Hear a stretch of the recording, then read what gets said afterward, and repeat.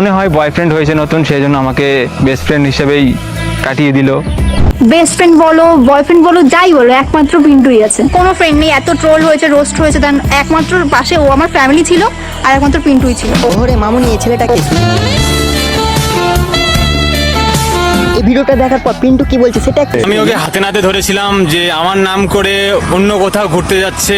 আচ্ছা আচ্ছা, পিন্টু তাহলে জেনে নিয়েছে। এবার সাদ্য মামুনি কি বলছে সেটা একটু শুনি। ইভেন যাকে তুমি এত টাকা খরচা করে ফোন কিনে দিয়েছো ভিডিও করার জন্য, তো মামুনি কত লাখ টাকা দিয়ে ফোনটা কিনে দিয়েছিলে আসো, এটা তো একটু জানি। এবারে দাম কত পড়েছে? পড়েছে 20,000 টাকা। 20,000 টাকার মধ্যে 7,000 টাকা কিন্তু পিন্টুরও ছিল। ফোনের মধ্যে আমারও 7,000 টাকা ছিল। যাকে তুমি এত টাকা খরচা করে ফোন কিনে দিয়েছো ভিডিও করার জন্য, এটা কথা মনে রেখো, পিন্টুও কিন্তু অনেক গিফট দিয়েছে, সেই গিফটটা হোক ছোট বা বড়।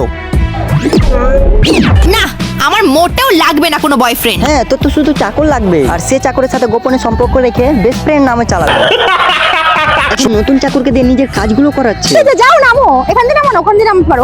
तुम दोनों की मांगिशो। বেস্ট ফ্রেন্ড বলো বয়ফ্রেন্ড বলো যাই বলো, একমাত্র পিন্টুই আছে। এন্ড ও আমাকে মেন্টালি সব দিক থেকে সাপোর্ট করে, সবকিছু মানে আমি যেটা বলবো সেটা, মানে ওরকম ধরনের একটা পার্টনার দরকার সবার জীবনে। তুই লোকের গাড়ি একটা হাওয়া দিতে যাচ্ছিস কেন? আগে তুই নিজেরটা ঠিক কর। এখন থেকে নতুন নতুন চাকরগুলো তো জ্ঞান চোদাই।